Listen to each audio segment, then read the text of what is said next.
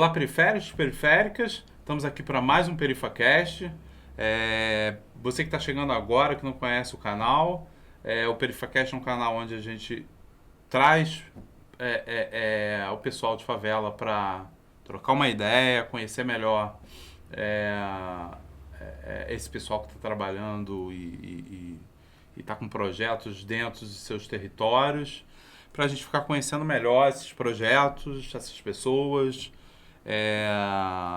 Se você é um artista, se você é um agitador, se você movimenta alguma coisa aí no seu território, manda pra gente aí o teu material, entre em contato, que a gente conversa, e pode ser que você esteja aqui também futuramente para a gente falar sobre seu projeto, sobre sua vida. Em alguns momentos aqui na tela vai aparecer um QR Code, você escaneia e ali você já manda o teu material e pode ser que a gente esteja conversando com você em breve, tá? Fica ligado que toda segunda-feira tem programa.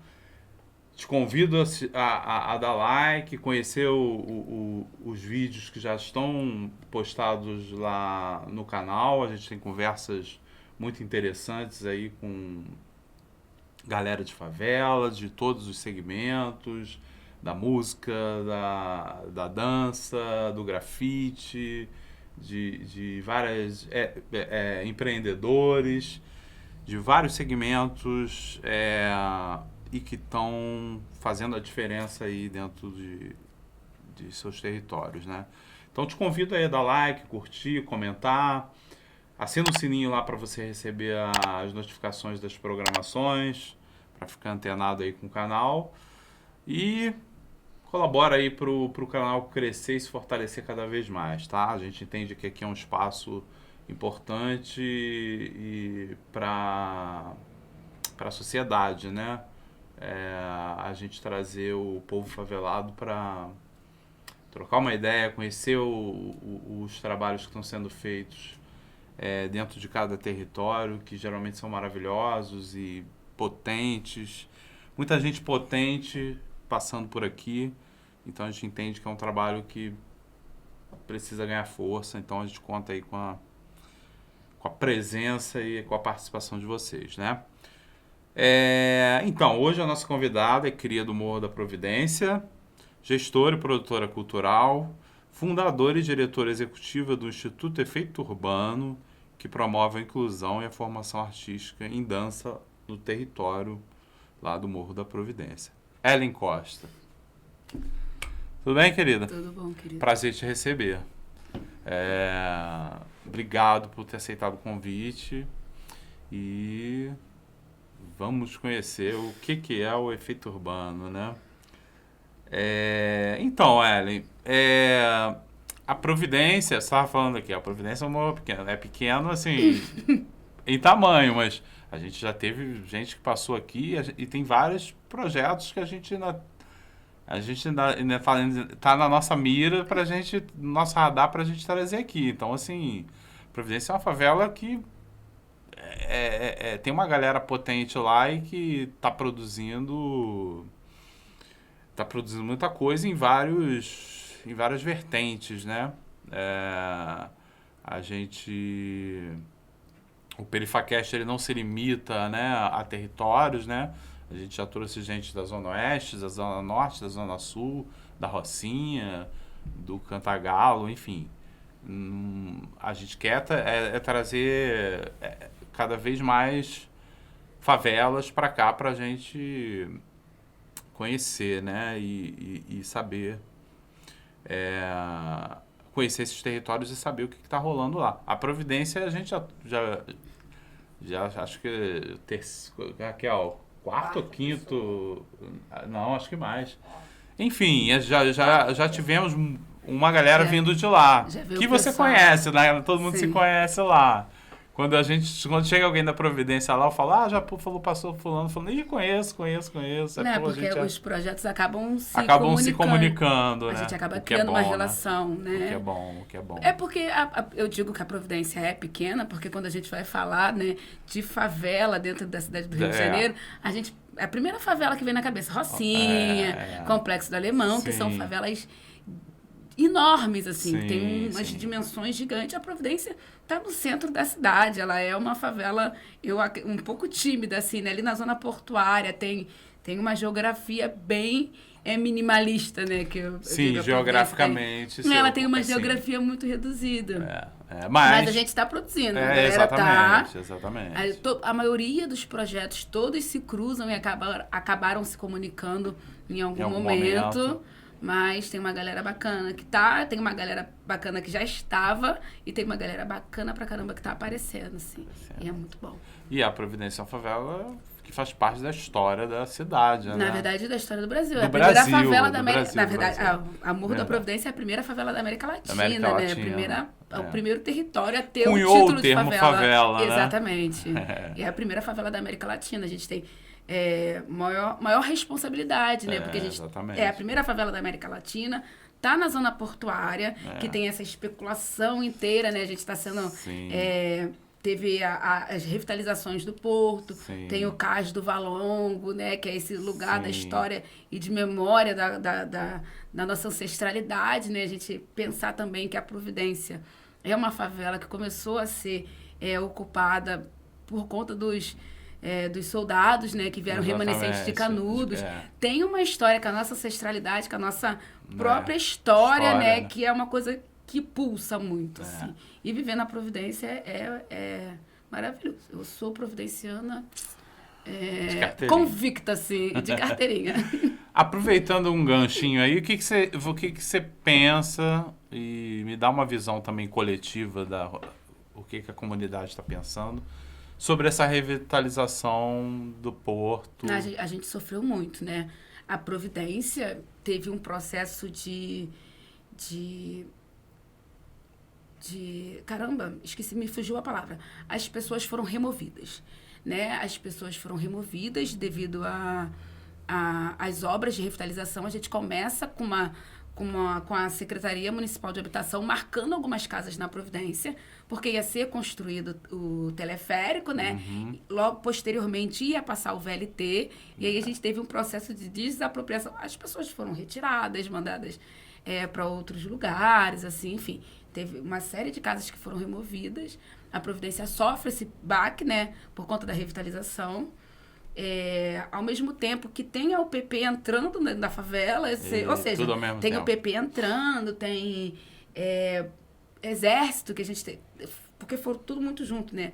O Exército ocupou o morro, depois a gente teve 3 jovens que foram levados vendidos, né, pelo Exército para uma outra favela, de outra facção, e esses jovens morreram. Essa história já deve ter uns 14 anos.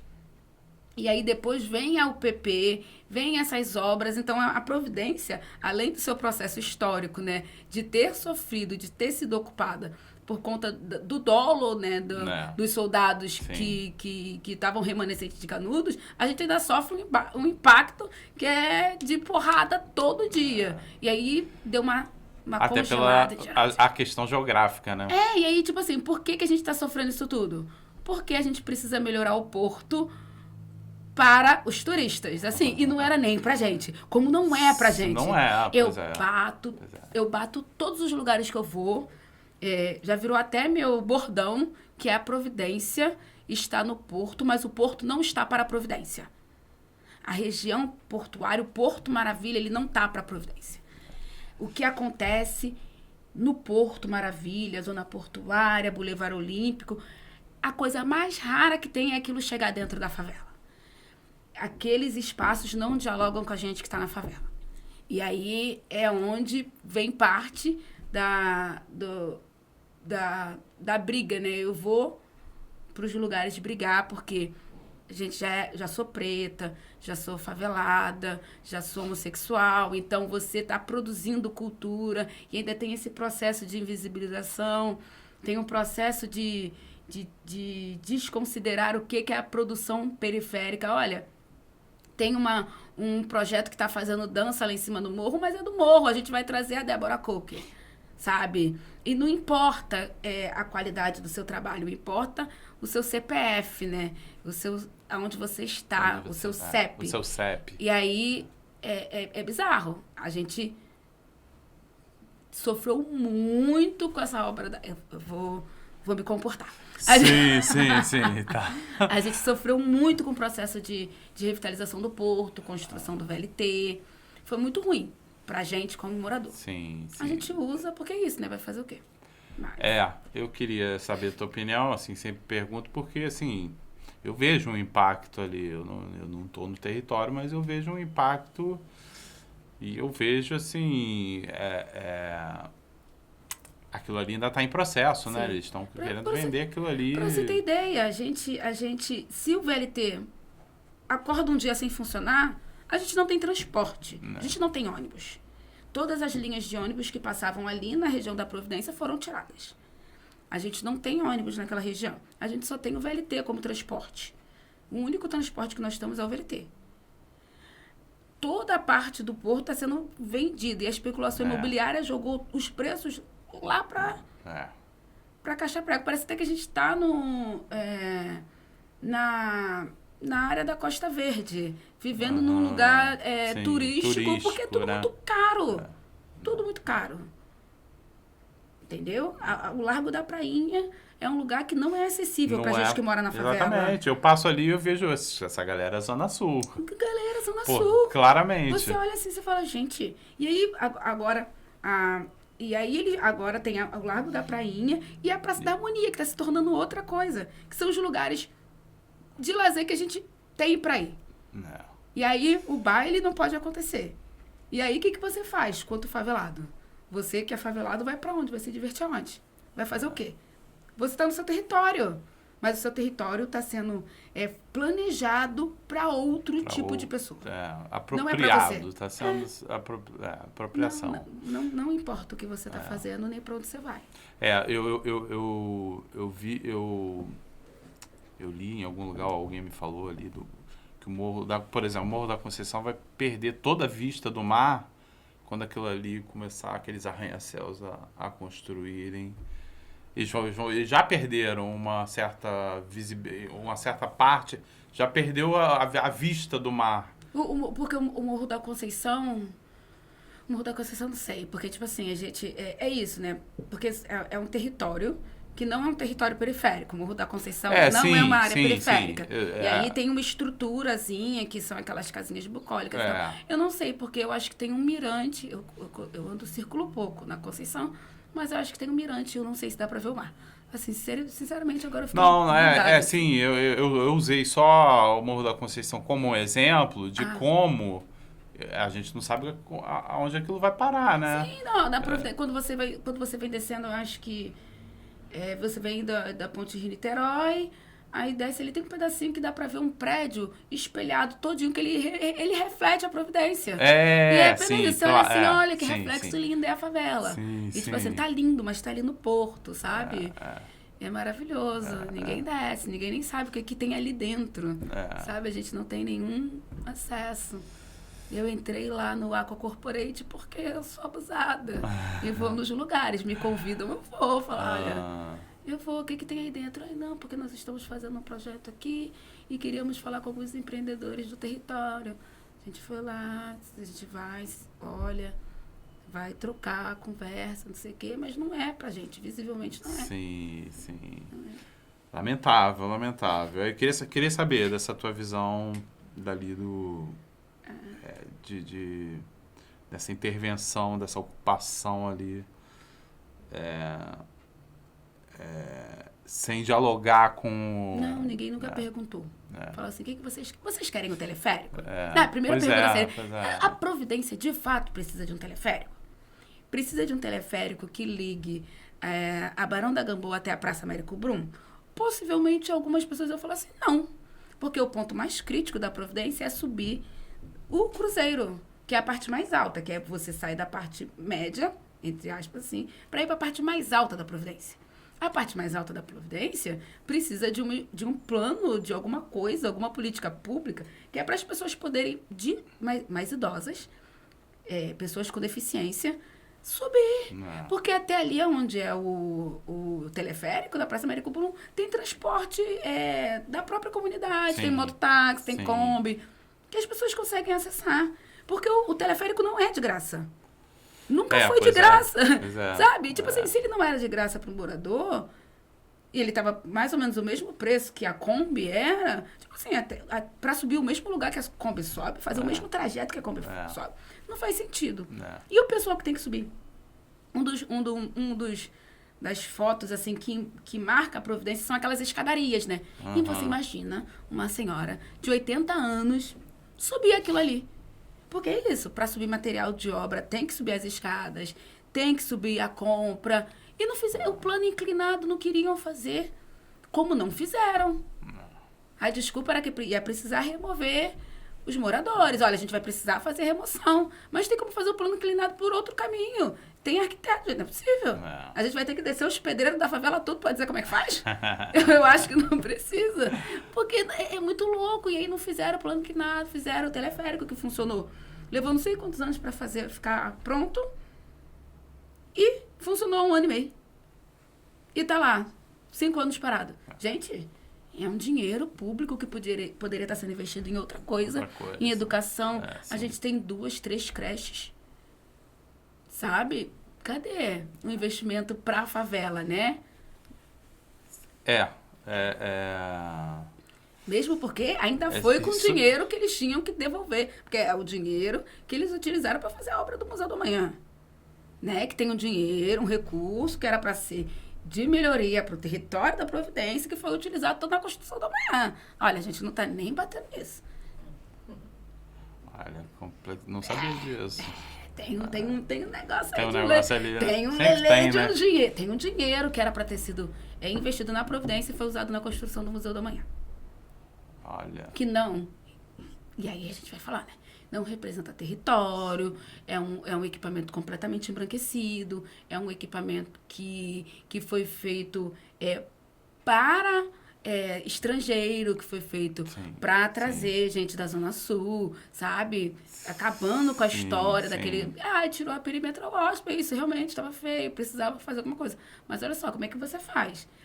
Tem os vizinhos, uma vez por semana, e aí, sabe? Enfim, tem umas políticas engraçadas. A famosa macumba para turista, né? Para chamar turista. Enfim. Vamos lá.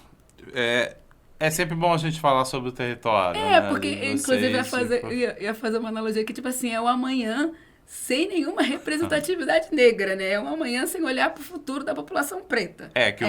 Que a ideia do Museu da Manhã é um museu que pensa no futuro, né? E aí, então... sem preto lá dentro no futuro a gente não... Que futuro? A gente não tá lá no futuro. Nem no presente. Então, vamos falar sobre o efeito urbano. Sim. Me fala sobre o projeto, história, como é que nasceu, como é que começou a loucura. Aí você me pega, que agora falar do filho. Falar do filho. Eu falar do filho. O Efeito Urbano, ele começa em 2011 como uma companhia de dança. O Efeito Urbano tinha entre 10, 14 cabeças de jovens entre 17 e 20 e poucos anos. Alguns já tinham passado por alguns movimentos de dança. E aí, como uma galera que se conhecia, vamos continuar treinando, vamos continuar praticando dança. E aí eles se juntaram, conseguiram um espaço da igreja com o padre, se não estou enganada, o falecido padre Benedito, que foi o único padre preto que teve na igreja do Santo Cristo. E ele cede um espaço para aquela juventude fazer alguma coisa com dança. Eu chego no Efeito Urbano um pouco depois, né? Eu chego no Efeito Urbano muito motivada pela participação da minha irmã caçula nesse grupo, porque já eram todos adolescentes. Ela ainda não era adolescente, ela era pré-adolescente, tinha 11, 12 anos. E aí eu vou para ver o que ela tá fazendo e tal. E me apaixono, assim, pelo que vejo e começo a participar. A gente começa como companhia e aí eu vou colaborar com a produção, né? Que era a única expertise que eu poderia resgatar de algum lugar. Eu tinha feito um curso de produção em 2004, era 2011, mas não era tão longe assim. Pelo menos na minha memória não era. Eu ainda tinha guardados, tinha material, tinha anotações que eu podia... Porque eu sou canceriana, então canceriano... o conhecimento ainda estava ali na cabeça. Exatamente, canceriano guarda papel. Então eu tinha muita coisa do curso de produção que eu tinha feito guardado. Dei uma reavivada naquilo na memória e falei assim, vou ajudar. Ninguém me convidou. Quero deixar isso registrado que ninguém me convidou para participar do Efeito Urbano. Eu fui de intrometida. E aí eu começo a colaborar com a produção. A gente faz alguns trabalhos, começa a circular na cidade, começa a participar de coisas em outros municípios. A gente vai se consolidando, né, como companhia de dança. Só que em 2012, né, que é um ano depois dessa história, do comecinho do Efeito Urbano, a gente tem um grupo dos amiguinhos da galera que começa a querer oficina. Mas a gente não dava aula. A gente estava ali ensaiando, querendo montar... Era uma companhia de dança, né? E aí, eu conversei com a Juliana, que é a diretora da companhia. Falei, Ju, separa meia horinha, cara. Separa meia horinha. Eles não vão embora. Separa meia horinha, faz um negocinho. E depois dá uma engambelada neles por meia hora. E depois a gente continua ensaiando. Porque, de fato, eles não iam embora até que alguém parasse para fazer alguma coisa. Então, a gente estabeleceu um limite. Era meia hora do começo para essa galera que ficava de intrometida. E depois o resto do tempo era ensaio. A gente se lascou com isso. Que isso virou rotina. Quando a gente viu, a gente já tinha um projeto. Só que a gente não estava nem... A gente estava construindo a companhia. E aí a gente vai tocando a companhia e esse projeto paralelamente. Em 2012 a gente teve que fazer uma parceria com a Vila Olímpica. Porque o espaço já tinha ficado ruim, não dava. E o espaço tinha... Esse que a gente usava da igreja só podia acender luz na metade do espaço, na outra não podia. Então o espaço que tinha de luz começou a ficar muito pequeno. A gente teve que sair, fomos para a Vila Olímpica. Juntamos um bondão na Vila Olímpica de 40 alunos. Só que a gente era uma companhia de dança. E a gente continua levando isso normalmente. Vamos fazer a maluca e vamos levando isso. Tivemos que arrumar outro espaço para ensaiar, porque aquele espaço que a gente arrumou da Vila Olímpica virou um espaço para oficina. E fomos para uma outra sala. Em 2014, falei, Ju, danou, sentei todo mundo e falei, olha só, a gente vai ter que fazer isso de verdade. Aí foi o momento então que vocês viram que tinha que separar, né? Gente, não estava dando certo. Não estava dando certo. A gente estava ensaiando companhia e dando aula. A gente já estava com estrutura de projeto. Falei, gente, não dá. Vamos fazer um projeto social. E aí a gente fala que nasceu em 2014 o projeto que é o Hip Hop Feito Efeito. E aí a gente sentou, organizou direitinho, fez grade de horário, e aí a gente já estava em parceria com o Galpão Gamboa. Nós ficamos no Galpão Gamboa de 2014 a 2016. E tocando o projeto que, em 2015, abre mais uma asa, que é as aulas para as mulheres. Ou seja, a gente ficou com mães e alunos. As mães dos alunos começaram a querer fazer aula também. Também, caramba. Porque isso pra gente era problema. Era problema porque a ideia era fazer espetáculo e circular com o espetáculo. Quando a gente tem que dar conta de um projeto social, a gente se desorganiza inteiro. Sim. E aí a gente tinha entendido que a gente ia ter que dar aula para as crianças. E aí, de repente, aparecem as mulheres querendo fazer dança também. Peraí, tem um negócio que é muito louco. A gente pode dizer não? Não. Vamos fazer. Como? Não sei. Era praticamente... Mas, desculpa te interromper, mas de uma certa forma, isso acende uma luz e te diz assim, opa, peraí. Era um negócio que a gente não estava percebendo. Porque é isso, porque à medida que a gente ia fazendo a apresentação, que a companhia ia apresentando na festa de aniversário do Morro da Providência, a gente estava lá dançando. Na festa do não sei o que na praça, a gente estava lá dançando, não sei o que, é referência. Então, se você é referência, as pessoas querem estar ali. E aí, mas só que a gente não tinha a menor dimensão disso. Não tinha a menor dimensão. E aí a gente viu, perdido, fizemos o projeto e aí, vamos tocar. E até hoje a gente toca. Esse projeto que começou lá com as crianças, que é o Hip Hop Feito e Feito, e o projeto com mulheres, que são aulas de charme, né? Que, na verdade, o charme é a dança... Legal. O charme é o começo da dança urbana, né? A gente usa o charme muito como o primeiro passo, o primeiro caminho da dança urbana, né? Que é o passo social. Então, a gente dá aula de charme para as mulheres, tudo de graça e sem apoio. Patrocínio, absolutely not. Eu ia te perguntar isso lá na frente, mas você já entregou. Eu já tô aqui, ó.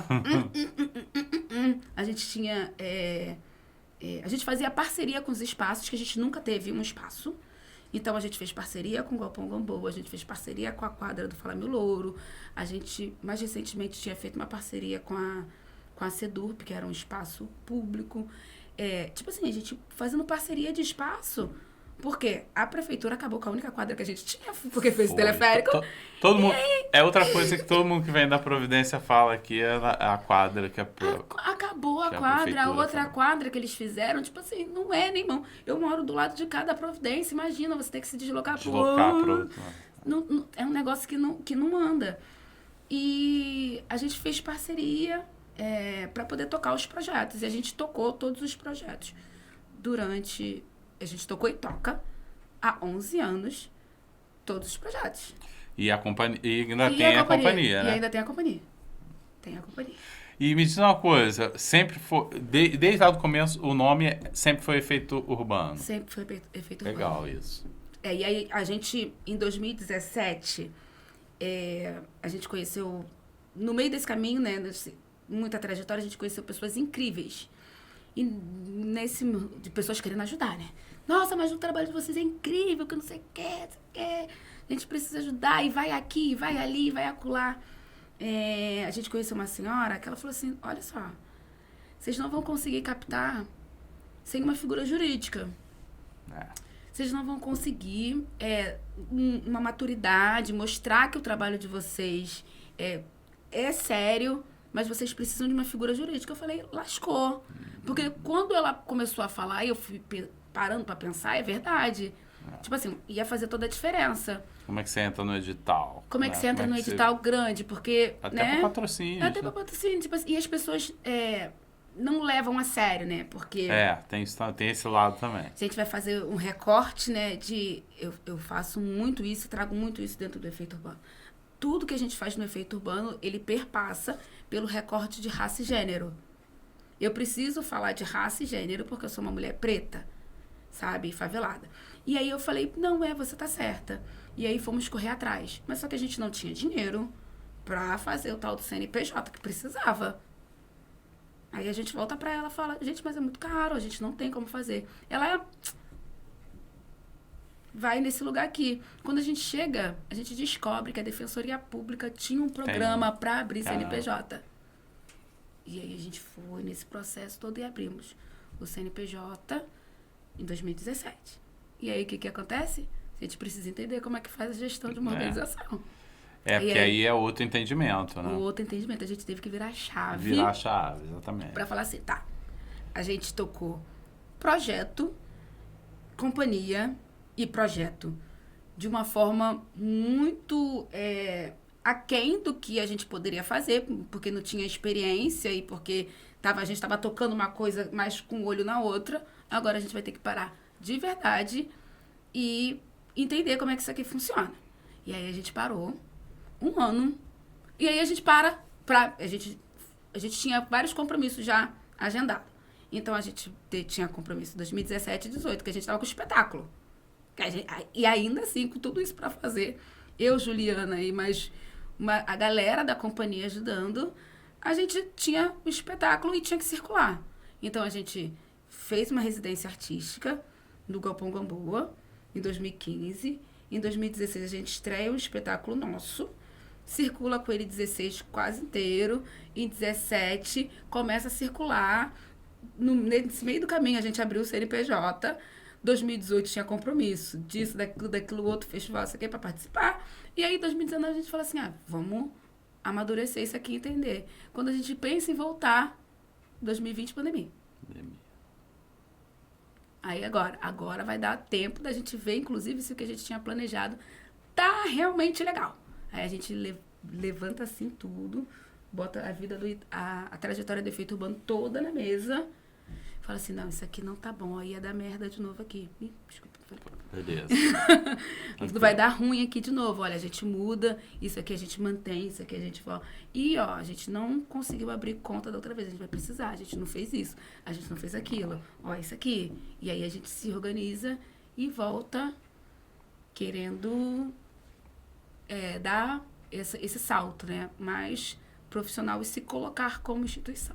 E aí é um outro processo, né? Como é que foi... E aí, falando em pandemia, né? E como é que foi para manter as coisas, né? Para manter o projeto vivo durante a pandemia, né? A gente se lascou de verde e amarelo, assim. Como muitas organizações. Como todo mundo. Pois é. Mas a gente tinha... Em 2018, eu estava falando da instituição. Em 2018, a gente tinha feito participar de um processo de mentoria com a Ecolos. E a gente ficou na rede da organização, que eles trabalham muito com rede e tal, sei que. Em 2020, a gestora da Ecolos me liga, Ellen, que a gente está organizando um movimento que a gente vai distribuir umas cestas básicas em todas as comunidades, sei que. A gente quer, a gente não tem... eu quero deixar muito claro que a gente não tinha espaço, a gente não tinha espaço nenhum. Só que a gente usava a quadra do Fala Meu Louro. A gente entrou em contato. Não mas vocês podem usar. A gente já tinha chave, porque eles sempre foram muito generosos com a gente. E, assim, a gente vai usar porque a gente vai fazer lá o QG das doações. A gente doava semanalmente 250 cestas básicas para as famílias da comunidade. A gente criou... Que estavam inseridas no projeto, né? Que estavam inseridas no projeto e que não e estavam que não estavam inseridas. Também. A gente fez um cadastro de quase 5.000 famílias. Eita. Se não é mais. E a gente organizou o negócio que essas mesmas famílias recebiam cestas básicas da gente repetidamente. Porque não é adiantar eu dar uma cesta para uma família hoje e não dar para aquela família de novo, porque eles iam continuar em situação de fome. Pela manutenção, a gente pegou as famílias e falou, só essa galera aqui que a gente vai atender. Melhor, e vamos ficar, porque aí a gente atendia com qualidade. Sim. E recorrentemente. Quando acabava um ciclo, já começava o outro e já era o tempo da outra família pegar. Sim. E aí, tipo assim, a gente atendeu com uma equipe de 5 pessoas. 5 mulheres. Eita. A gente tinha a equipe que pensava a logística aqui e tinha mais 20 voluntários homens que a gente revezava entre essa semana esse grupo que vai descer as cestas básicas, essa semana é esse outro grupo aqui que vai descer. Porque tinha que descer do caminhão e carregar aquilo pesa pra caramba. No primeiro dia, quem descarregou foram essas 5 mulheres. No primeiro dia, quem descarregou o caminhão foi a gente, que eu fiquei assim, sem saber o que fazer. Mas a gente arregaça e mete a mão pra fazer. E aí, depois a gente conseguiu organizar. A gente foi com a mesma equipe. O resto a gente doou cesta do dia 27 de março de 2020 até fevereiro de 21. Legal pra caramba, né? Isso também, de certa forma, manteve o projeto vivo, né? Manteve o projeto vivo. Na verdade, a gente já como organização, isso já dá um peso para a ONG.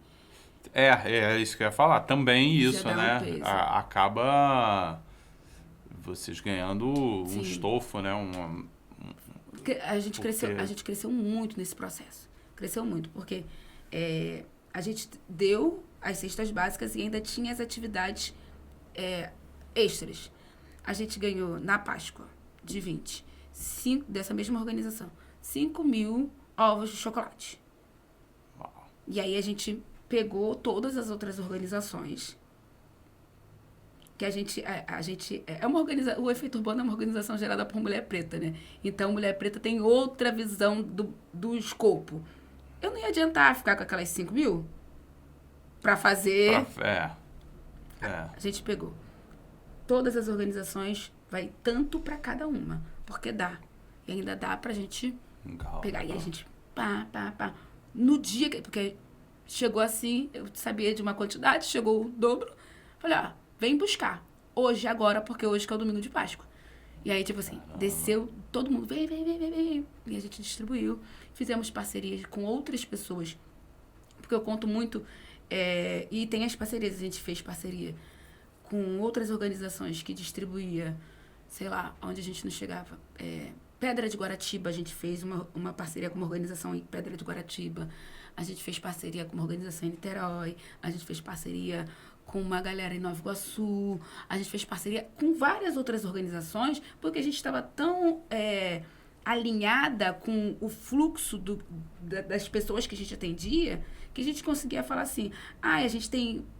Aí ligavam, Ellen, eu tô com uma galera aqui, os músicos de Niterói estão precisando de ajuda. Falava, ok, eu tenho tantas cestas, dá.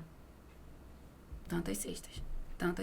E assim a gente foi ajudando organização LGBT, a gente saiu abrindo assim, e quando eu falei, caramba, a gente atendeu, sei lá, a gente ajudou praticamente o Rio pra caramba, além da Providência. Não se voltou somente para dentro do território, tinha né? outros projetos. Tinha, a gente trabalhou de uma forma tão bacana que tinha gente que ligava pra gente e falava assim, a gente ligava um por um pra falar, seu dia de buscar a cesta é amanhã.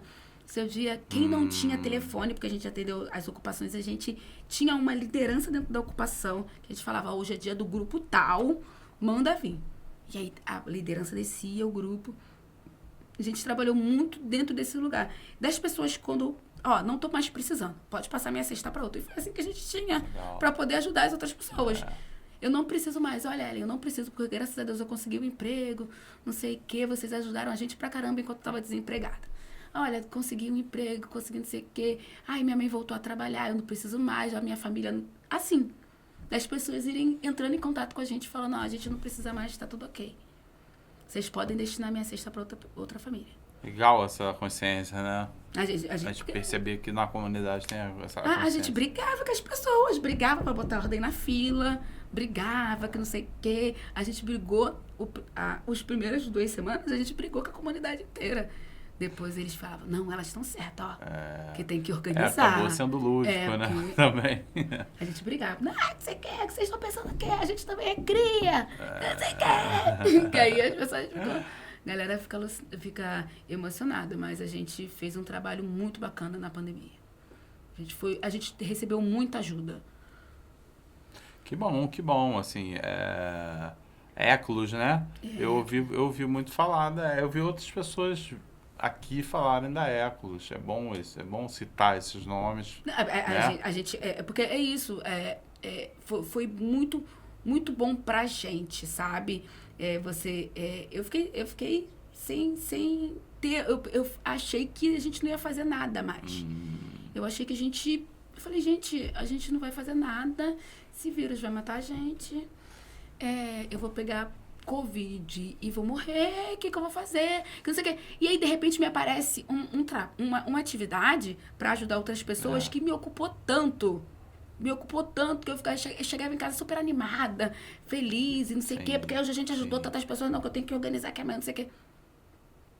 Porque isso também dá vida, né? A gente vive para fazer as coisas que a gente acredita nisso. Beleza, o projeto é outra coisa, né? O Efeito Urbano é outra coisa. Vocês, através da dança, através da arte, né? Transformam. Né? E aí, de repente, vocês se veem fazendo uma outra coisa, né? um trabalho social que é outra pegada. Outra pegada, né? Primeiro vocês tiveram que se organizar para isso, né? E é legal, né? E é legal isso para a instituição de vocês, né? Ter passado por isso, né? Sim.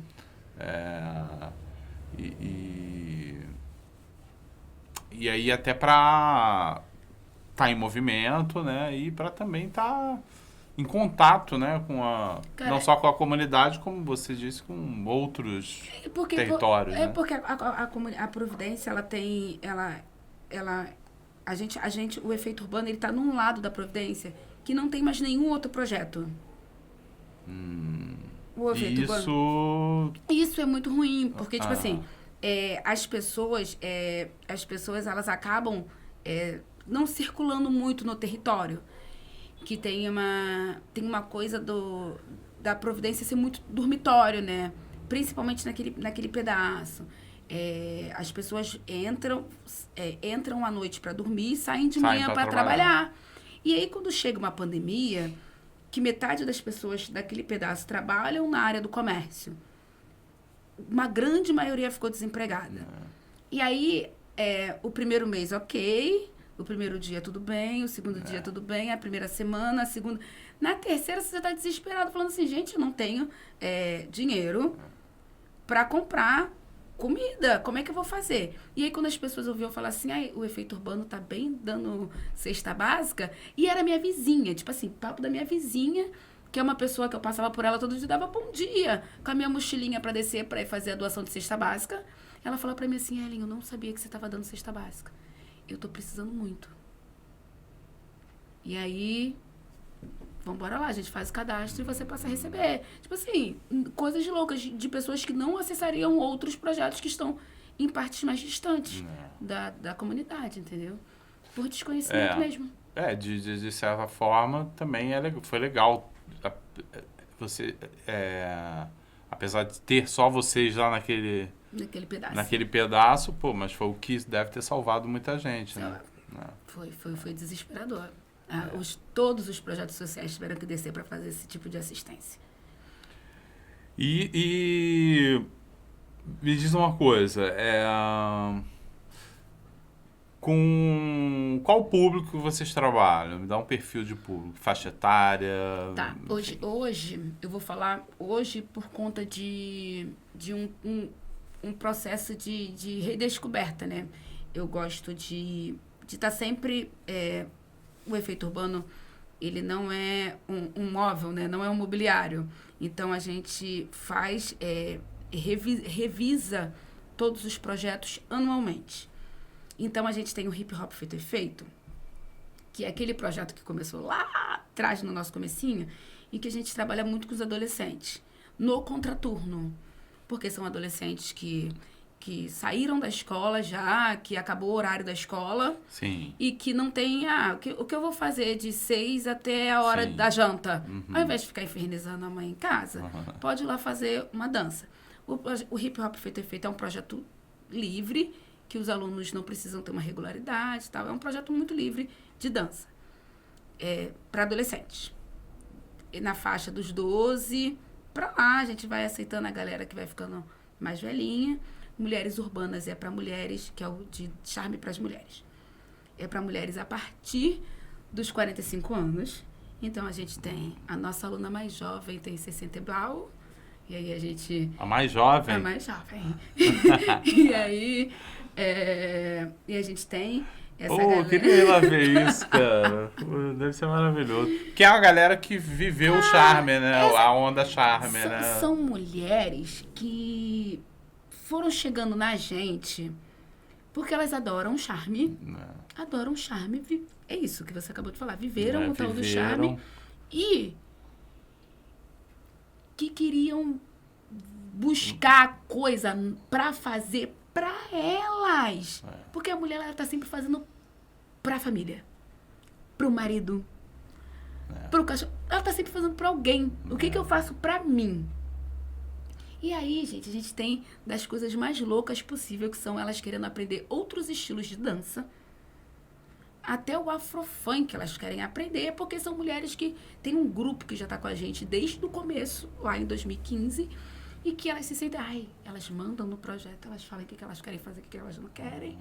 Querem dançar o tal do rebolation, quero rebolar minha bunda. Porque são mulheres que vão pro baile charme sozinha, fecham um grupo. Elas estão terríveis. Essas aí eu não quero falar mais delas não, porque elas estão demais. Estão muito empoderadas.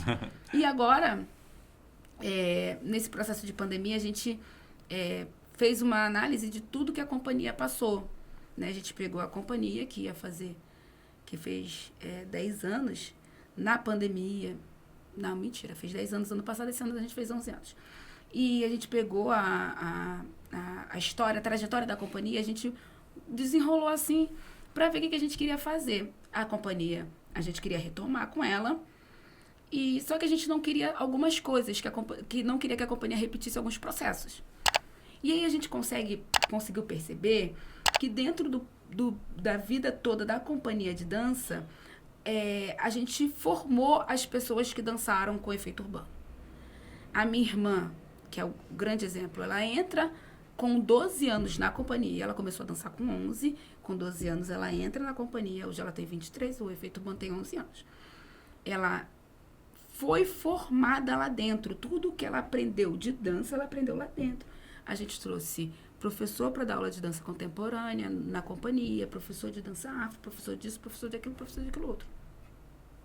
Era um processo de formação que acabava, que foi o que não deixou a gente fazer muitos espetáculos e nem circular muito, porque a gente tinha que formar eles.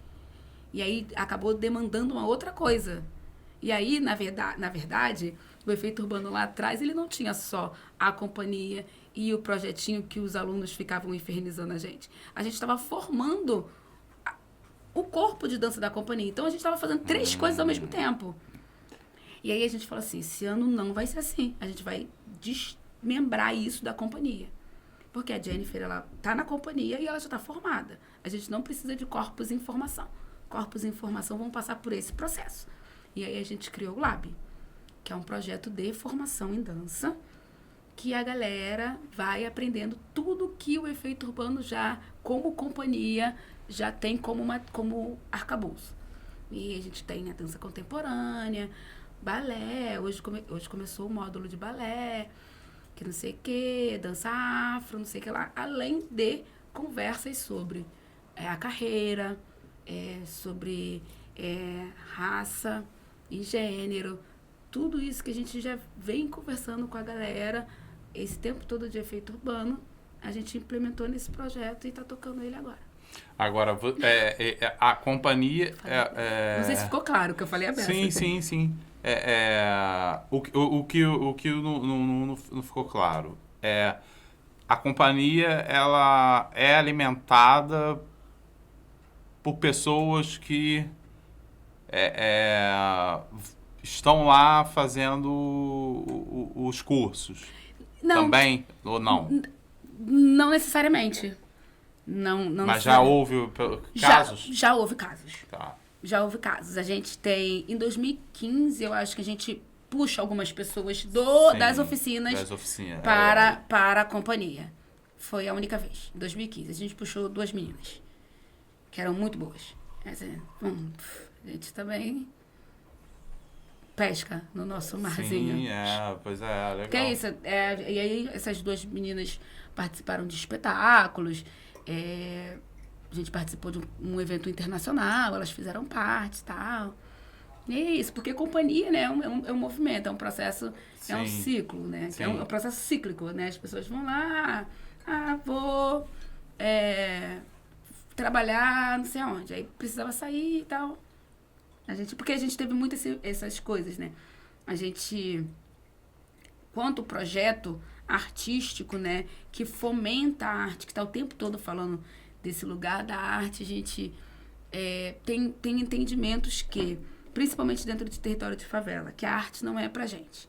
Que a gente que está dentro da favela, a gente precisa estudar para arrumar um bom emprego e ser mão de obra no trabalho de alguém. Uhum. Esse lugar da reflexão, do pensar, de ter outras experiências, a gente vai parar para pensar isso muito quando tá velho. Essa conversa que a gente traz para o efeito urbano é sempre esse movimento. A gente não quer construir... não que a gente ache menor. A gente não quer incidir dentro da organização com cursos esses de empreendedorismo, né? Que é manicure, não sei o que lá. Porque a gente quer dizer que a arte é pra gente.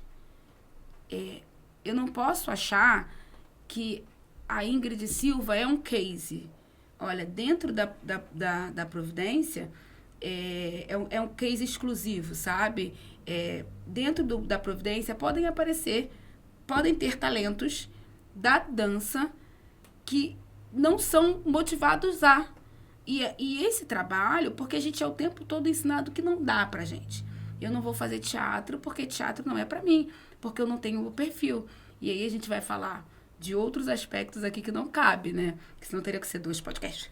E aí, porque a gente vai ter que discutir o tempo todo sobre o racismo, sobre o que essa máquina, né, essa indústria cultural faz com a gente que mora na favela, vai jogando a gente pro lado, vai falando que a gente não tá apto, vai falando que a gente não é perfil, vai falando que a gente não é capaz. Só que, dentro da favela, a gente vê todos as grandes as grandes descobertas, os grandes nomes da cultura, a grande maioria, principalmente no Rio de Janeiro, eles vêm da favela. Anitta é enorme, explodiu. Honório Gurgel, Ludmilla, da favela lá de Caxias. Tipo assim, são pessoas... A favela, ela tá o tempo todo instigando e alimentando de novidades, de coisas que... Então, não dá para perder esse potencial intelectual criativo que tem dentro da favela por conta do racismo de ninguém. Então, a gente vai fazer. Nem que eu tenha que vender Avon para continuar fazendo. Sabe? A gente vai continuar fazendo, porque é isso que a gente... É para isso que o efeito urbano existe. A gente tá pro jogo para mostrar que você pode não ser a dançarina, mas você vai conseguir ser uma mulher, ser um homem gay, que vai estar seguro emocionalmente, vai estar, sabe, com a sua estrutura, sabendo quem você é. Porque não é... A gente fala da dança o tempo todo, eu falo só da dança, mas dentro desse trabalho da dança, assim como outros projetos de favela, a gente trabalha outros valores, que o artístico ele vai ser a consequência disso. A cultura dentro da favela ela é transversal. A gente vai falar da segurança alimentar, a gente vai falar da saúde mental, a gente vai falar da violência de gênero, a gente vai falar sobre um monte de coisas fazendo cultura. As pessoas não podem achar que isso é menos. A gente tem um caso, a gente está com um aluno trans que não é aceito pela família. E aí, tipo assim, o que me cabe? A gente acolhe. A gente acolhe, dá carinho, que não sei o quê. E porque é isso. A gente já tá com muita coisa, sabe? Eu sou uma mulher gay. Tem um lugar que você fica assim o tempo todo se batendo com a realidade. Com o que é a sociedade, o que é a vida. Na sociedade e dentro da favela, que tem peso 2. Cara, é muito louco. A gente vai falando da dança. Eu falo da dança porque eu adoro. Eu acho que a dança é incrível, a gente fazer a coreografia, a gente monta o espetáculo, que não sei o que, mas o por trás é desse tamanhão. São vidas que estão ali, ó, com a gente, que a gente estimula. Não, fulano, tá fazendo o quê? Não, tem que voltar a estudar. Tem que fazer faculdade. Tá pensando o quê? Não, vamos conversar. Vamos conversar sobre isso. Para de falar isso do coleguinha. Não é assim não, porque senta aqui. Vamos trocar essa ideia. Papo reto aqui, nós, que não sei o quê. E é por isso que eu tô nesse lugar o tempo todo de ser essa gestora franzina, que não performa a feminilidade, que fala com uma dialética assim, nossa, mas nem parece que tem graduação, nem parece que é gosta não sei o quê. Porque com quem eu preciso comunicar, isso não importa. Meus títulos não vão importar. Com quem eu preciso me comunicar. Então, respira e volta. Eu tô na favela, produzindo pra favela, conversando com o favelado, fazendo uma busca ativa, eu vou falar cheia de rococó com o que eu preciso. Mas dentro da favela com os meus, tem que ser ali no afeto, na troca, sabe? É muito louco, a gente vai falando. Eu vou falar da dança o tempo todo, se deixar eu falar da dança. Mas aí eu vou lembrar que esses dias a gente fez uma experiência com mulheres com deficiência, que é aquelas oportunidades que quando você tem um espaço, aparece. As mulheres com deficiência ficaram sabendo do efeito urbano, não sei como. E elas porque queriam fazer aula de charme. A gente deu aula para 4 mulheres com deficiência. É experimental ainda, né? Para vocês e para elas. Né? Não, elas já são da dança. Elas são mulheres da dança, só que elas são cegas.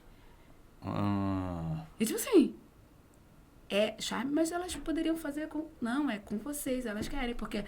E aí, legal. A gente conta a história, porque o efeito urbano é resistência. E aí, tipo assim, a gente vai crescendo numa proporção que é porque a gente vai fazendo tudo que a gente faz da forma que a gente acredita. E é aquilo que a gente estava conversando aqui em off, né? A gente está falando sobre arte, né? Vocês estão movimentando a arte, né? Levando arte para as pessoas. Aí a arte, o princípio da arte é ser transformadora, né? Então,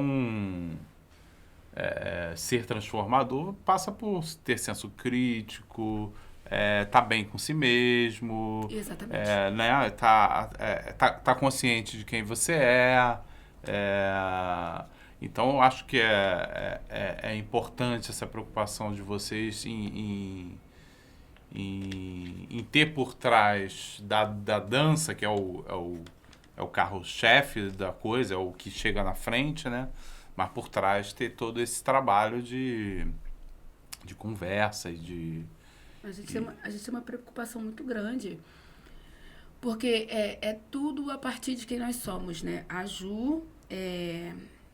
Juliana, que é minha companheira, a gente está junto há 10 anos, assim, a gente começa a namorar um pouquinho depois do efeito urbano.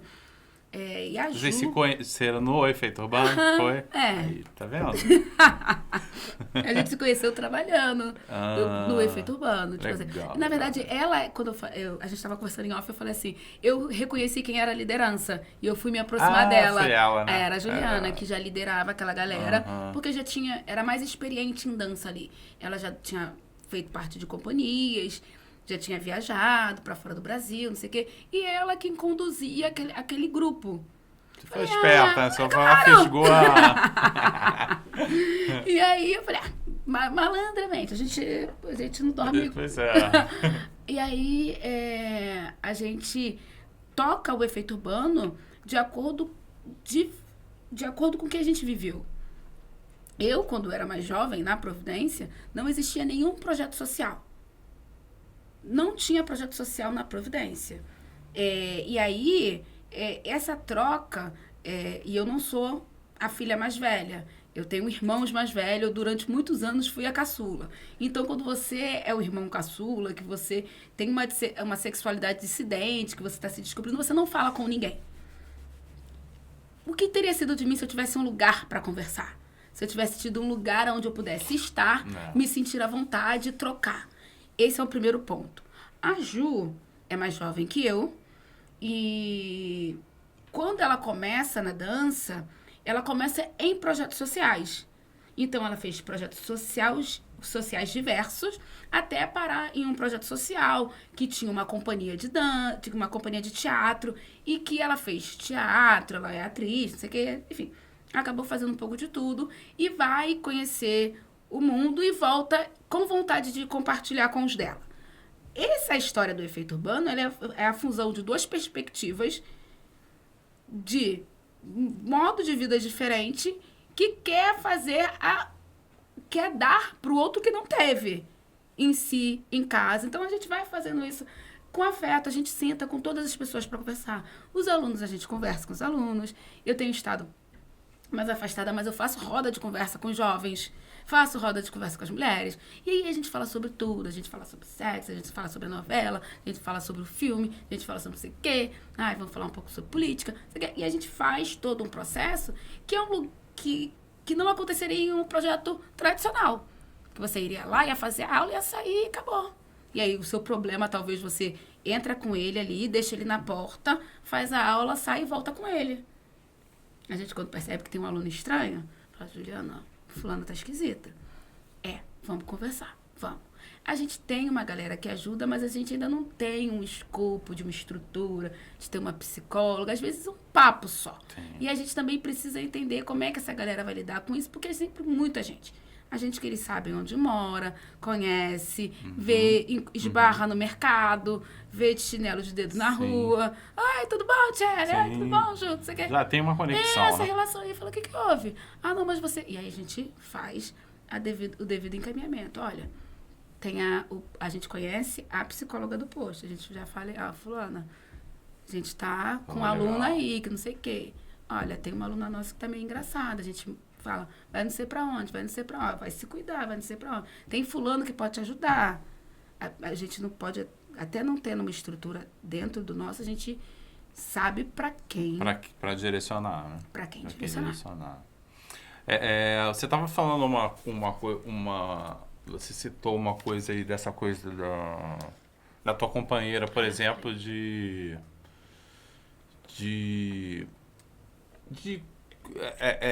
adquirir conhecimento e, enfim, transitar em outros lugares e depois voltar e trazer para os seus, né?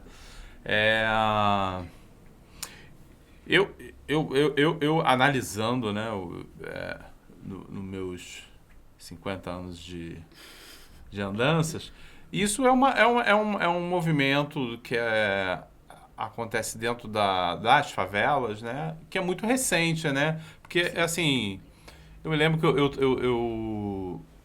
eu lá pelos meus 20 anos e tal, eu via muito a galera que melhorava um pouco de vida e... Dá no pira. E virava as costas, entendeu? E era um objetivo de vida isso, Sim. né? Do favelado, né? Pô, se eu conseguir subir um pouquinho, eu vazo. A gente discute muito sobre isso. E hoje não, hoje a gente vê um processo totalmente diferente, né? A gente discute muito isso. Eu trocando assim entre a gente, tipo assim, falar, não sairia do morro. Eu hoje, assim, tipo, não sairia da Providência. De maneira nenhuma. Meu pai nasceu e se criou ali. Tipo assim, sabe? Eu moro no mesmo lugar há 39 anos. Conheço as pessoas todas que moram ali. E a gente vem conversando muito sobre. Porque eu acho que tem a ver muito com esse lugar. Talvez talvez não fosse nenhum interesse quando ela estava fora de fazer isso. Mas quando ela volta, que tem esse movimento da companhia, que é isso, né? Vamos nos reunir, vamos fazer a companhia, vamos acontecer. E quando você se depara com alguém solicitando o que você tem, é isso, tipo assim, eu vou dar. E é isso, cara, eu tenho isso pra dar, porque eu achava que isso era só meu. Eu não sabia que alguém queria aprender isso. E aí esse movimento de ver alguém querendo o seu, faz você, então eu vou, e é aqui que eu vou fazer, vou distribuir. Porque quando você começa, você se sente muito sozinho. E acho que é só você que quer fazer aquilo. Porque começa em casa. A mãe reclamando que aquilo que você faz não é trabalho, Sim, que você precisa arrumar um emprego decente, isso não vai te levar a lugar nenhum. E aí quando você olha, que você para e fala assim, caramba, olha isso, eu tô conseguindo ensinar para alguém. E esse alguém tá executando tão bem quanto eu, acho que vai muito por esse caminho. E é muito importante, porque se a gente vai, né, se cada vez que a gente emerge, sai da favela, quem ficou para trás continua sem ter referência. Exatamente. Continua sem ter referência do que é ter uma boa vida, com um trabalho digno, o que é outras áreas, né? Agora eu sei que eu posso dançar, porque eu tenho uma galera ali que eu sei que dança. Olha, e eu tô vendo que elas não estão, povo fala que não é trabalho, mas eu vejo elas descer todo dia e subir com mochila, com não sei o quê. Nunca vi pedindo na porta de ninguém. É trabalho, porque tem dinheiro, recebe um salário, não sei o quê. Enfim, esse tipo de movimento que faz você querer ser o que o seu vizinho é. Quando você vê o vizinho fazer. É você servir de referência Exatamente. Dentro do seu território, né? Exatamente. Por isso que eu, assim, eu tenho essa visão da favela. Talvez até seja um processo geracional, né? Talvez as novas gerações começaram esse processo de valorização, né? Mas eu acho que é porque a gente não tinha referência mesmo. Porque se você pegar... Eu tô com 39. Se na minha época, quando eu tinha 18 anos, eu não tinha nenhuma referência, sabe? Eu não tinha nenhuma referência. Se eu cresço profissionalmente e saio da minha favela, possivelmente a filha da minha vizinha, que tem 8 anos hoje, quando ela tiver a minha idade, ela também não vai ter referência. Porque todo mundo vai sair da favela. E aí a gente não tem referência, olha. E a gente fala, eu falo isso o tempo todo. Eu falo, gente, quando eu tinha a idade de vocês, não tinha projeto aqui. Então a gente está aqui porque a gente quer fazer isso aqui ser diferente. E aí eu acho que parte muito desse lugar, a gente querer fazer diferente, querer ver diferente, né? Tem que mudar, não pode ser assim. Como é que é isso? Como é que a gente está na primeira favela? E não tem, e não tem, e não tem. E era muito um processo... Isso já me incomodava lá quando eu vi, assim, uma galera que... Pô, o objetivo de vida era sair da favela. Sim. Hoje eu tomar grana, vou comprar um negócio, ou vou alugar. Eu tenho que sair. Então, assim... E aí, assim, você... Quando passa-se a valorizar o território, favela, aí você começa a se perceber e fazer os outros perceberem, né? Que a favela é a cidade, ela está inserida na cidade. Porque até bem pouco tempo atrás havia ainda há, né? Mas eu acho que a gente teve um avanço nesse sentido, né? Era um apartheid ali, né? A favela é aqui e assim, o resto da cidade é aqui. Mas eu acho que tem muito a ver com isso mesmo. Eu não vou mentir. Quando eu era mais jovem, eu fui criada para terminar os estudos, fazer uma faculdade, arrumar um bom emprego e sair da favela. Por isso que eu estou dizendo que eu acho que é geracional. Esse era o objetivo da minha mãe. Não aconteceu. Eu não concluí o ensino médio no período que eu precisava. Aliás, eu não terminei o ensino fundamental no período que eu precisava. Eu sou um processo em análise ainda. Porque eu sofri um acidente com 12 anos de idade. Com 14 eu tive meningite de novo. Sofri um acidente, tive meningite com 13 e com 14 anos. Esse processo me deixou completamente presa dentro de um universo. Eu não queria mais estudar. E aí, parei de estudar na 6ª série. Terminei a 6ª série e parei de estudar. Minha mãe não deixou. Eu terminei o ensino fundamental no EJA.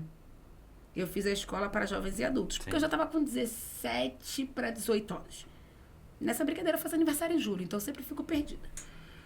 Terminei o ensino fundamental no EJA. Larguei a escola de vez. Volto a estudar com 21 anos. Por isso que o plano da minha mãe deu certo. Ela queria que eu estudasse e saísse do morro, porque o processo de embranquecimento, a gente vai entendendo que a gente precisa alcançar e tá olhando cada vez mais, se refletindo cada vez mais no espelho da população de classe média branca. Sim. Sabe? Vai estudar, vai viver de aluguel, mas vai viver longe do morro, porque aqui no morro não presta. A favela não é... A favela é isso, a favela é aquilo, a favela é aquilo outro. Como o plano dela não vingou, eu fui fazer faculdade com 25 anos, que foi quando eu terminei o ensino médio com 24. Voltei para a escola com 21, que eu fiquei 3 anos longe. Voltei para a escola com 22 anos, terminei com 25, entrei na faculdade, sei que lá. E aí fiz pós-graduado, não fiz mestrado ainda, eu cismo de falar que fiz mestrado. Ainda não fiz, mas quero. Eu acho que esse desejo de querer fazer o mestrado que faz eu falar toda hora do mestrado. E aí fiz MBA, não sei o quê, e trabalho com o efeito urbano. O trabalho com o efeito urbano, ele me faz olhar de volta para a favela. Ele me faz olhar para a comunidade. Por quê? À medida que eu via a minha irmã, e eu via os amigos dela, os outros jovens que estavam ali, eu falava assim, gente, pô, isso aqui é do caramba. Caramba, isso aqui é muita potência. Isso aqui pode ser muito grande. Gente, isso aqui vai ser muito grande. E eu falava isso repetidamente. E eu falava, gente, eu não acredito que são vocês que fazem isso. Porque é um trabalho coletivo. Juliana dirige e era um trabalho construído coletivamente. Eu falava, não acredito da gente apresentar. Em outros lugares as pessoas falaram assim, não acredito que... Quem é que monta? Quem é o coreógrafo? Quem é isso? E era eles que... Eu falava, gente, eu ficava enlouquecida.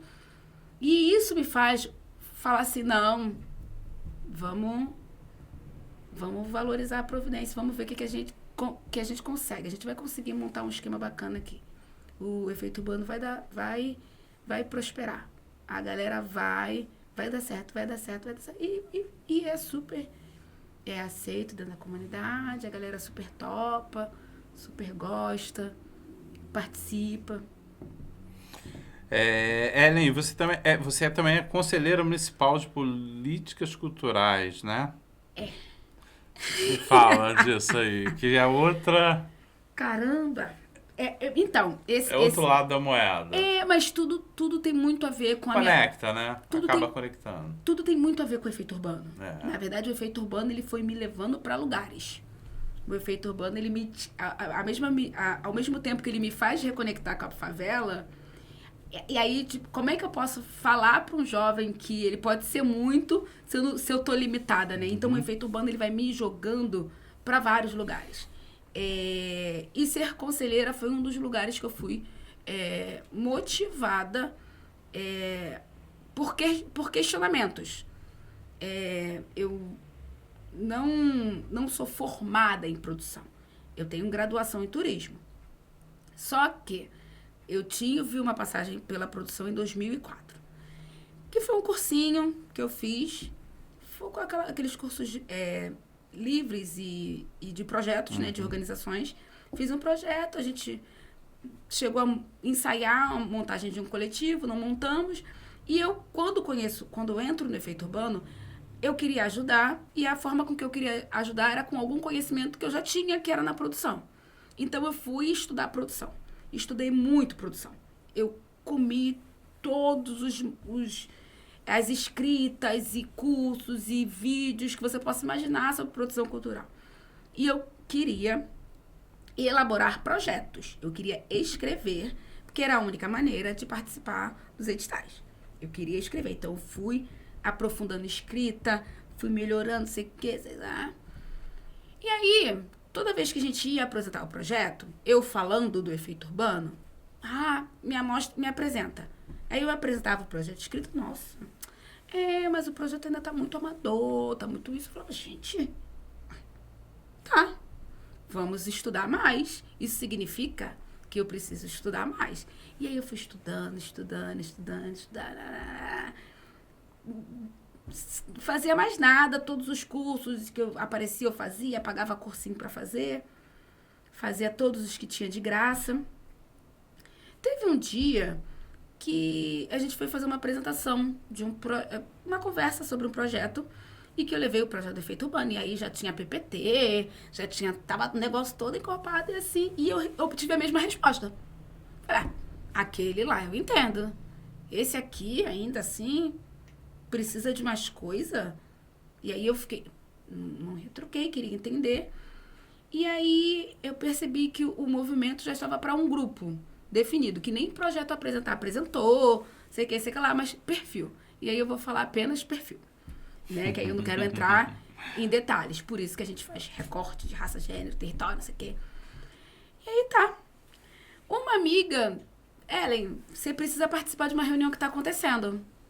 E aí, quando eu cheguei numa reunião, era uma reunião já de pessoas brancas, da elite, da cultura, da Zona Sul, carioca, discutindo e debatendo o futuro da política da cidade do Rio de Janeiro, sem nenhum favelado. Eu fiquei indignada com aquilo, e aquilo foi me dando revertério, foi me dando negócio, fui ficando agoniada, e aí eu comecei a participar de todas que eu sabia. Todas as reuniões que eu sabia, eu ia. Tá? Às vezes eu sabia no mesmo dia que ia acontecer. Eu saía, que eu falei, agora eu vou participar de todas as reuniões que eu quero saber o que essa gente trama. Tipo assim, teoria da conspiração. Sim. Falei, eu quero saber. E aí, um dia pesquisando, eu falei, Conselho Municipal de Cultura, existe isso? Vou participar dessa reunião também. E aí eu fui na reunião. Aí eu ia disputar dança, por conta do efeito urbano, que tem várias cadeiras. E aí, conversando com uma conhecida, ela falou assim, Ellen, cultura urbana tem mais a ver com você. Porque tinha uma cadeira, né, de dança, uma cadeira de cultura urbana. Eu falei assim, tá, vou concorrer por essa cadeira aqui, então.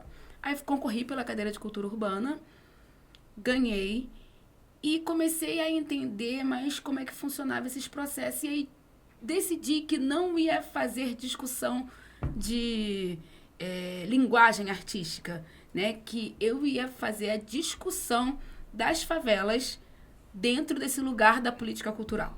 E aí eu começo a desenvolver um monte de coisa, que aí a gente vai argumentar e trazer dado e mostrar que o produtor cultural da favela, mesmo que ele tenha um projeto bom e aprovado no ISS, ele não consegue captar.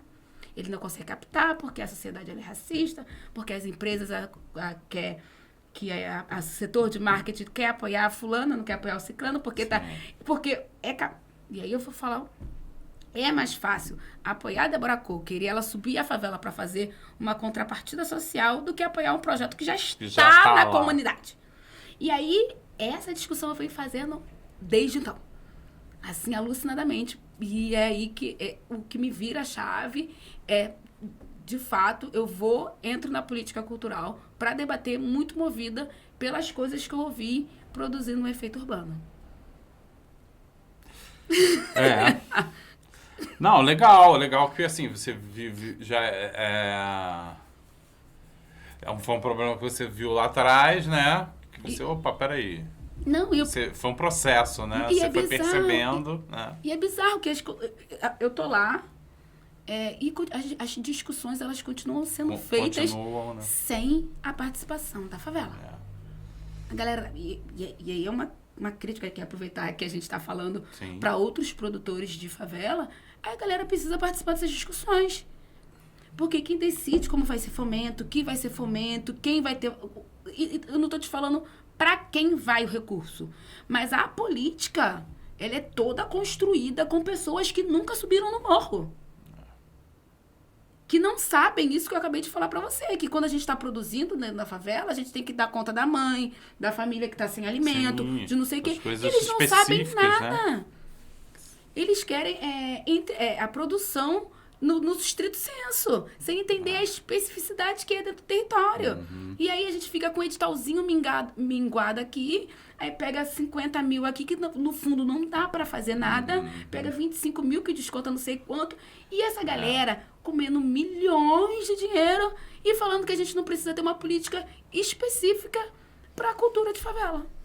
E aí eu fico nervosa. Com razão, né?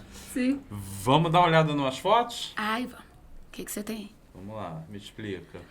É o Lab, é o projeto que eu falei. Essa aí é a aula de dança contemporânea. E aí a gente tem... o projeto, ele é um processo que a gente vai entender, né, da companhia. A gente quer formar outros corpos, né, que outras pessoas pensem em dança. Esse curso, ele especificamente não é só para o território. Nós tivemos mais de 100 inscrições. A gente selecionou uma turma, porque eles recebem bolsa, uma bolsa de auxílio passagem, pequenininha ainda, porque esse projeto ele foi aprovado num edital, e o recurso era muito pequeno, só que a gente queria testar para ver se ia ter uma aceitação. E aí a gente abriu ele para o estado inteiro. Teve gente de Belford Roxo, sei aonde, gente de vários lugares do estado que se inscreveram. E a gente está com uma turma de sua grande maioria meninas fazendo dança contemporânea. Isso é lá no espaço de vocês hoje, né? É o espaço que a gente alugou. É bem legal. Esse espaço é lindo. É um achado, assim. Assim, não, é uma foto, não é um... A gente não tem uma ideia do espaço inteiro, mas parece ser um espaço amplo, né? É um espaço muito bom, a gente alugou e não precisou fazer nenhuma obra de infraestrutura, porque a gente precisava iniciar esse projeto. Pronto, né? A gente precisava iniciar o lab. Sim. E assim, com prestação de conta para fazer, com não sei o que, ela precisa fazer o projeto, e aí como é que a gente faz? E precisa alugar, e sai desse espaço aqui, não pode fazer aqui, a gente achou esse. E aquela história que eu falei, em off, né? A gente alugou e depois a gente resolve como é que a gente faz. Já assim, se não der o pontapé, não vai. Se não der, não vai. Gente, maravilha. A galera aí. Essa com o celular é a Ju, minha companheira. Não. De rosa ali atrás é a Margarete, nossa... Margarete tudo escolheu bem pra ela, gente. Ela é bonita. Margarete é tudo pra gente, assim, incrível. Margarete é essa? Margarete foi aluna do Mulheres Urbanas, começou com a gente, aluna do projeto, e foi saindo, falou, vou ajudar, eu quero ajudar mais de perto, ajudou a gente pra caramba em 2020, carregou muita cesta básica, e é a pessoa que a gente tem muita confiança e que a gente aproximou da equipe, então ela pensa junto com a gente as coisas e as atividades. É a nossa coringa. Legal, tem uma cabeça, mais uma cabeça pensando. Né? E os outros são professores do Projeto Lab. Foi uma reunião que nós fizemos, assim, para apresentar o espaço para eles. Aqui de Boné é o Márcio.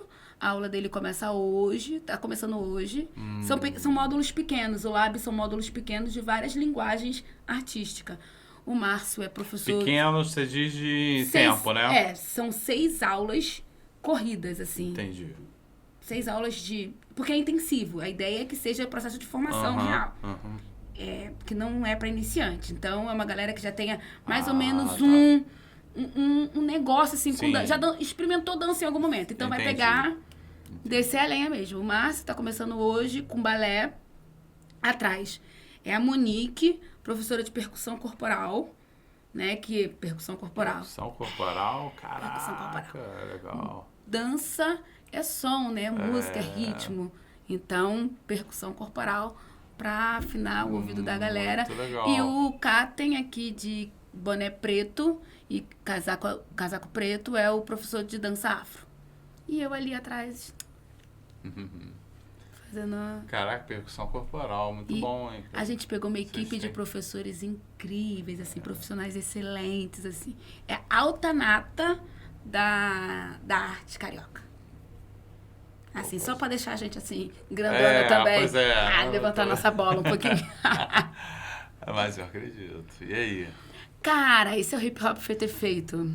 Hip Hop Foi Ter Feito desde 2014, né? Que é quando a gente decidiu que ia fazer projeto, né?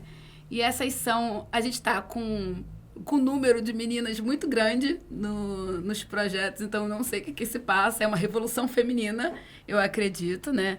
E isso aí foi a inauguração dessa pista de skate no Alto da Providência.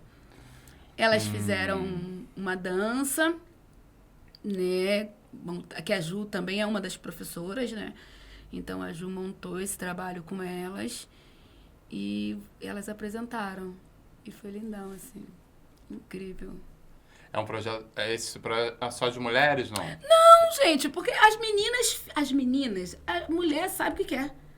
As meninas entram e tocam o baile pra caramba. Os meninos são muito voláteis, eles entram e saem, entram e saem. As meninas são amarradonas, são mais proativas. O hip hop Foi Ter Feito é pra geral. Entendi. Essa galera bonita aí. Ah, isso aí é a companhia. É. Gente, a gente dançou... Margarete, de camisa colorida, né? Aí ali do lado da Margarete a gente tem o Jonathan, a Luísa, aqui embaixo a Ju, Jarrule, Jay e Duda. Eu aqui atrás e no meio o Benny. Benny foi fazer um festival na região portuária e eu falei pra ele isso esses dias. O Benny, ele rompe com uma tradição que é comum na região portuária. Ele fez um festival e resolveu falar com as pessoas de dentro da favela. Ele ficou sabendo que tinha uma companhia de dança no Morro da Providência. Então, ele queria muito essa companhia no show dele, mas ele não sabia como. E aí, ele disse pra mim, mas se eu tava fazendo o meu festival ali, o mínimo que eu podia fazer era entrar em contato com as figuras locais. Eu falei, isso é uma coisa que saiu só da sua cabeça. Porque já aconteceu 1000 coisas aqui e ninguém nunca quis falar com a gente. E aí, ele é um artista, um cantor incrível, e convidou a companhia para compor junto com o corpo de dança dele no festival. E a gente dançou 2 dias com ele no festival, que lotou a Praça Mauá. E era um festival LGBT, enfim, tudo a ver com as figuras que tocam o efeito urbano. Sim. E nós fomos amarradando. E essa é a galera bonita da companhia. Altos figurinos. Pô, produção. Isso aí é no show também. É o show, né? Olha lá, a parte do balé dele, a gente tá por ali espalhado. Incrível. Isso aqui. Ai, gente. 2019, se não me falha a memória. Você é Alerj, né? 2019, Alerj. Nós ganhamos o diploma Eloneida Sturdat. Ok. Ganhar o diploma. Só que convidaram a gente pra dançar. Aí eu falei, alguém já dançou na Alerj? Eu acho que não. Pois eu achei inusitada a foto. Eu falei, vou trazer pra perguntar a ela. E a gente... Isso aí é um projeto que a Ju montou em parceria com essas 2 passistas incríveis. De azul é Bia, que está passista no Salgueiro, se não me falha a memória. Na época ela era da Portela, por isso que a roupa é azul. E aqui a Ágata, que era da São Clemente, e agora eu não sei em qual escola ela tá. Mas são moradoras da Providência, tá? Deixar registrado que são artistas. Na foto anterior, tirando o Jarrule, que estava agachado também. Todo o resto da companhia é do Morro da Providência. Sim. E essas 2 meninas passistas também são da Providência. Mas me responde, alguém já tinha dançado na Alerj? Pelo que eu soube, não. Mas nesse dia foi um dia atípico, porque teve dança, teatro. E eu falei, gente, então é o dia que vai acontecer tudo. Teve, acho que o Gandhi também, acho que tocou. Enfim, esse dia foi o negócio do vucu-vucu na Alerj. Mas dançar, assim, de passista e hip hop, dança urbana... Não. Ocuparam, né? Isso aí. Essa é a moção que a vereadora Tainá de Paula distribuiu para as organizações e projetos que atuaram durante a pandemia. E aí nós fomos receber essas 2 mocinhas aqui, são irmãs gêmeas, a Maiara e a Ionara, e hoje elas estão com 19 anos, elas estão com a gente desde os 16 e na pandemia elas também arrebentaram ajudando a gente na organização e sistematização da distribuição das cestas. Muito bom. E aqui é a Melanie, nossa dançarina número 0. E a vereadora... Aqui? Não, a Melanie aqui. Ela tem 10 anos. E minha tá. sobrinha, e ela é fã-clube amarradona, do lado da minha mãe. A Sandra aqui. Tá. Isso, e aqui no meio a vereadora Tainá de Paula. Lá atrás a Margarete, que a gente já conhece, e aqui a Ju. Que a gente já conhece, é ótimo, a gente já conhece a Margarete. A Margarete já é figurinha carimbada. E é a galera que que colabora com a gente pra caramba, assim. Sim. Muito bom. A logomarca de vocês é muito boa. Gosto. Isso aí foi um processo. A marca era outra.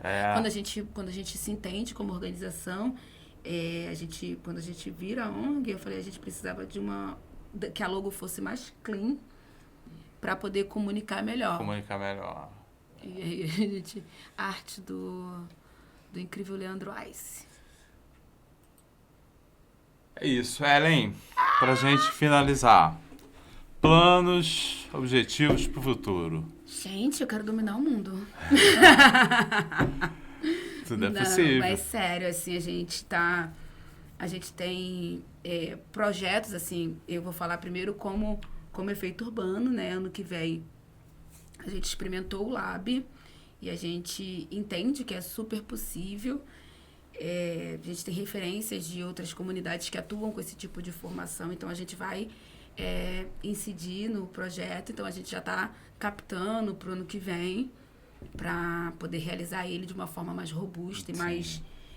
que a gente está fazendo ele em 3 meses, então a gente está enlouquecida e continuar produzindo, eu acho que é isso, né? Comunicar e conhecer as pessoas, conhecer lugares. E é isso, eu acho que é continuar trabalhando com seriedade e com esse carinho que a gente tem. Eu acho que esses são os planos. A gente vai azeitando as coisas conforme vai acontecendo, mas os objetivos é continuar trabalhando. Como a gente sempre trabalhou, como a gente trabalha há 11 anos. Sim. Sem perder a essência, sem perder o brilho no olho, o pé no chão, porque é isso que mantém a gente e que trouxe a gente até aqui. Isso aí. Essa coisa de não perder a essência e trabalhar, acho que já é mais da metade do caminho, né? Para as coisas acontecerem, né? Querida, super legal esse papo, parabéns pelo trabalho de vocês lá. A gente vai ficar daqui torcendo à distância. E também, se vocês quiserem convidar a gente para ir lá, conhecer de pertinho. Eu acho que a gente pode organizar essa visita. Né? Sim, claro. Vou lá, levo umas câmeras, faço uns registros. Olha, a gente aceita. Já deixo aqui registrado. Ainda bem que está gravado. Pode me cobrar. Pô, muito legal, assim, o projeto de vocês é maravilhoso. Espero que mais 11 anos e mais 11, e que coisas boas aconteçam da mesma forma que vocês estão levando para as pessoas, que o universo devolva para vocês lá e que a coisa cresça a cada dia, a cada ano. Muito legal o que vocês fazem lá, parabéns. Abraço a comunidade lá em nome da gente. E qualquer dia a gente está aparecendo por lá para ver de perto, porque assim, fiquei muito tocado, muito encantado com o foco, né, de vocês. É sempre bom estar perto de gente potente, com força e com amor, colocando amor nas coisas que faz. E eu senti muita força, muita energia legal aqui que você trouxe, falando do projeto, né? E o amor pela coisa, que sem amor você também não consegue ir, né? A gente vai estar só reproduzindo. Exatamente. E a ideia não é transformar. Sim, exatamente. Eu agradeço muito, assim, muito obrigada pelo convite. Eu acho que cada vez eu vou e estou em todos os lugares, porque eu acredito muito no que faço, acredito muito no trabalho que a gente toca, acredito muito que a gente está construindo uma história que ainda vai ser contada por aí. Então é muito importante que essa história tenha cara, é muito importante que essa história tenha nome. E assim, o Efeito Urbano é além da Ellen e da Juliana. É um projeto que a gente construiu e a gente está vendo que as pessoas vão se apropriando, que as pessoas vão tomando ele para si. Sim. E é isso que a gente quer. A gente é só a provocadora, sabe? Desse processo que ainda vai dar o que falar ainda. A gente sempre joga para cima, que é porque é onde a gente quer chegar. Pois é. É bom esse entendimento eu sempre falo para as pessoas, olha, o projeto está sempre acima, né? É outra coisa. Porque o efeito urbano, ele me toca. Eu posso falar, inclusive, assim, eu sou atendida pelo efeito urbano, porque ele me toca exatamente como toca cada pessoa que vai lá procurando. Sim. Pô, e é importante, quem tá ali no volante, né, tá sendo transformado também, né? Senão você não consegue transformar o outro, né? Não. Obrigado, tá, querida? Eu que agradeço. Parabéns mais uma vez.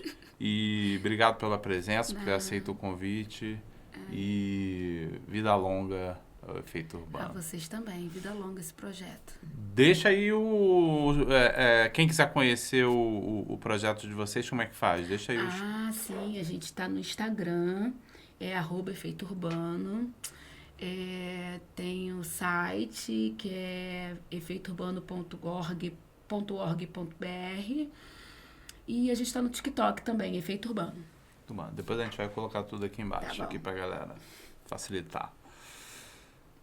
É isso. Obrigado, tá? Muito obrigada.